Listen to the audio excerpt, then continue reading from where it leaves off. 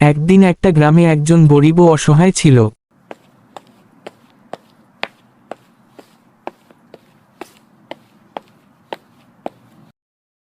কিরে দুঃখী, বসে আছো কেন? আর বইলো না, এই গরিবের জীবন আর ভালো লাগে না। তুমি তো আর ইচ্ছে করে গরিব হো নাই, তোমারে আল্লাহ বানাইছে।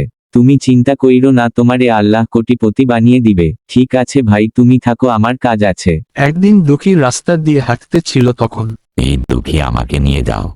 কে কে কে কথা বললো? আরে দুঃখী, আমি গরু, আমাকে নিয়ে যাও।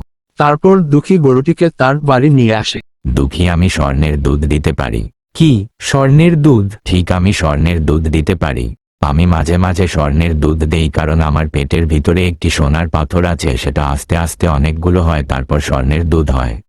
এই গরুটাকে কেটে এর ভিতর থেকে স্বর্ণগুলো বের করে বেচতে পারলে আমি কোটিপতি হয়ে যাব। হায় হায়, এটা আমি কি করলাম? স্বর্ণের লোভে গরুটিকে মেরে ফেললাম। এজন্য বন্ধুরা, লোভ করতে নেই, লোভে পাপ, পাপে মৃত্যু।